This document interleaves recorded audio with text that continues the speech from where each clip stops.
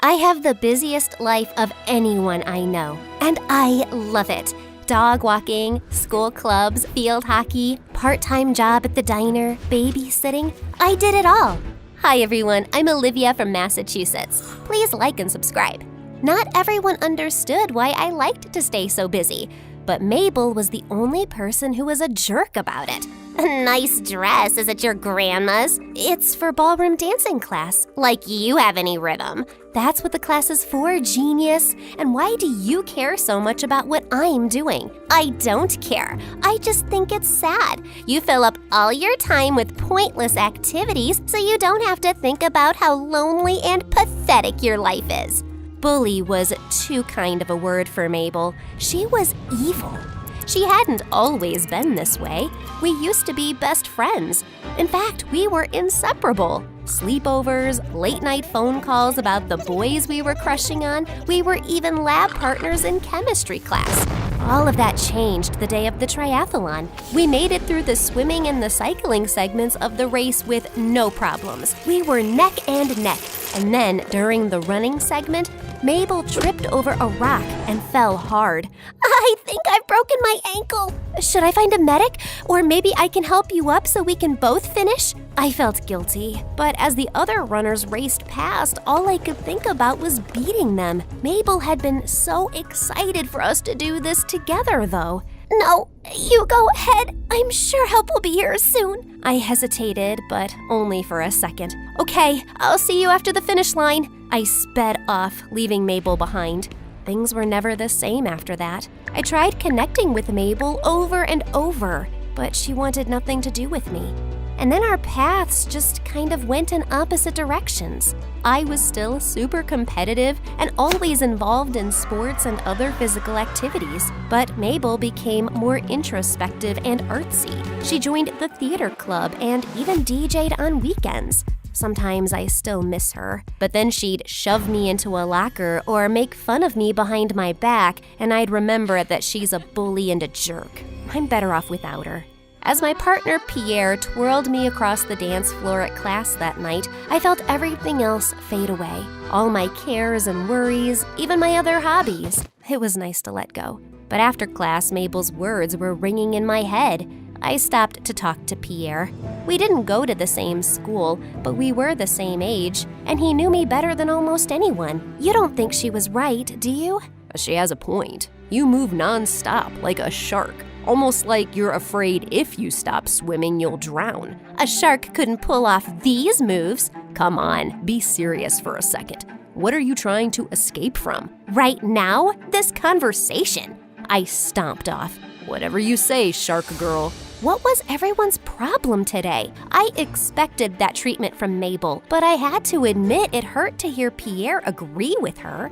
The next day, Mabel was laughing in the hall, and her stupid friends kept glancing over at me. Finally, I had enough and marched right up to them. What's so funny? Nothing.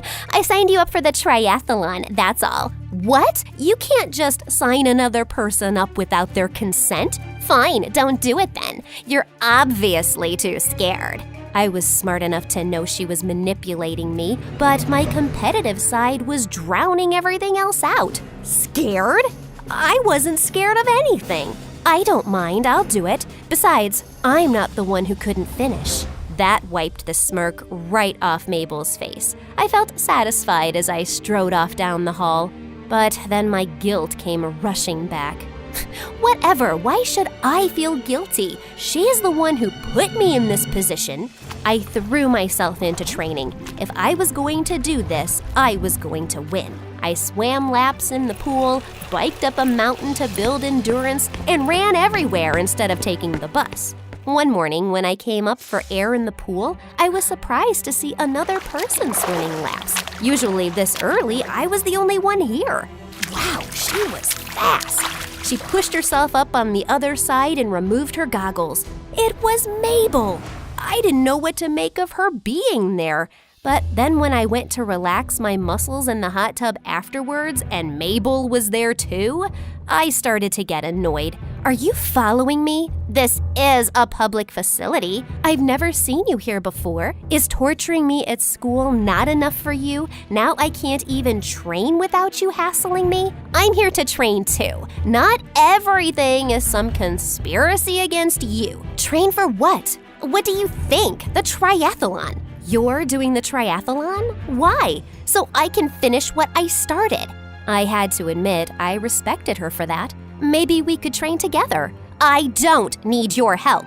She got up and left. Ugh, I don't know why I even offered. She could have at least been polite, but I guess that was too much to ask from Mabel. Well, at least I had the hot tub to myself now. At ballroom class later that night, I was dancing furiously. Usually, I was able to let everything else slip away, but this time I couldn't focus. Hey, this isn't your triathlon. Slow down. It's supposed to be fun. I'm sorry, Pierre. I know I'm not being a very good partner. Are you kidding? You're great. Everyone else here needs a cane. What's on your mind? It's Mabel. She signed up for the same triathlon I'm doing. She has the right to, doesn't she? I'm not saying she can't. I just don't know why now, after all this time. I remember when you guys used to be attached at the hip. I know you still miss her sometimes, even if you won't admit it. Actually, you don't know that, because I don't miss her. I stomped off again. Watch out, shark girl coming through. All throughout training leading up to the triathlon, Mabel was like my shadow. Everywhere I looked, she was doing the same thing. If I was on the treadmill, she increased her speed. If I was in the pool, she swam just a little bit faster. It didn't intimidate me because being fast in controlled conditions was very easy compared to the triathlon, which took place outdoors, and that was where I dominated. We didn't speak again after that conversation in the hot tub, but we were never far from one another. It made me notice how careless Mabel was with her safety. So when she wasn't looking, I tried to help. All the training had me exhausted. My mom must have noticed because she brought some cookies and tea to me in bed one night. I know you don't like quitting, honey, but there's no shame in walking away from something that's no longer making you happy. You don't have anything to prove to anyone. Mom, I can't just walk away. Mabel would never let me live it down. Mabel is your friend. She's not going to judge you for taking care of yourself. She's not my friend. She's my nemesis. We haven't been friends in a long time. I know, sweetie. I guess I just always hoped you two would find your way back into each other's lives. Now eat your cookies before your dad steals them. I didn't have the heart to tell my mom that that was never going to happen. Plus, my mouth was full of chocolate chips. That night, I dreamed I was going for a jog when suddenly the whole world turned into a treadmill. I wanted to get off, but I knew if I stopped running, I'd fall into space and float away. And there was Mabel with her arms crossed, laughing at me. When I woke up, I was jogging in place in my pajamas. The next day, Mabel and I were biking down a gravel road. Not together, but at the same time. Suddenly, Mabel hit a rough patch and flipped over her handlebars. Ooh, ouch. That looked painful. Are you okay? I'm fine. Don't worry about me. It's not like you ever have before. How long are you going to hold on to that grudge? You're the one who told me to keep going and finish the race. Or do you not remember that part? Forget it. Just leave me alone. I told you I didn't need your help. Mabel, this is so stupid. You're gonna get yourself hurt again. Why not just bail? You're not special, Olivia. I can do whatever you can do. I'm not saying I'm special, you psycho. I'm trying to look out for you. A car pulled up right in front of us. Hey, you two, maybe you could move your little powwow onto the sidewalk instead of the middle of the road. Go around! The day before the triathlon, Pierre and I skipped ballroom class so I could let my body rest. We hung out on the steps of the museum, which overlooked the entire city. Can I ask you something? You're just going to leave if you don't like the answer. I won't this time, promise. Do you really think Mabel is right? It's not about right or wrong. I think Mabel was hurt when you left her behind, and she hurt you when she refused to accept your apologies or hang out again. Now it's become this vicious, never-ending cycle. In some ways, it's like you two never left that triathlon. You had me for a second there. No, honestly, that makes a lot of sense. Thanks for always telling me the truth, Pierre. Anytime, Shark Girl. How are you? I feel like we always talk about my problems. Well, things haven't been easy lately, to be honest. My parents argue constantly, and I've been struggling at school. The ballroom lessons are kind of an escape for me. Pierre, I'm so sorry. I had no idea. Dancing is the one thing that helps you feel better, and I've been ruining it by complaining about my stupid problems. You're the reason it's an escape. You could never ruin it. I felt my stomach flutter with the golden light on Pierre's hair. Just the two of us on the steps. It was the first time in forever I felt comfortable just sitting still. I lay my head against his shoulder, and we watched the sun sink behind the skyscrapers. But enough of that sappy stuff. I had a race to win. At the starting line on the shore of the lake, I glanced over at Mabel. She stared straight ahead into the water, nervous but determined. The whistle blew, and we were off. Okay, Olivia, time to live up to your nickname. Go, Shark Girl, go! I swam like I was born in the water, like I was a goddess of the sea. When I reached the shore, I hopped onto my bike without missing a beat. I glanced back. I was winning. All my training was paying off. But the race wasn't over yet. I noticed another rider coming up fast behind me. It was Mabel. Wow, I guess I underestimated her. I started to pedal even faster. As impressive as Mabel was, she was gonna have to settle for second place. I could see the other riders huffing and puffing in the distance behind us. I threw my bike to the side and hit the ground running. It was the final segment of the race, the 10K. Mabel was close behind me.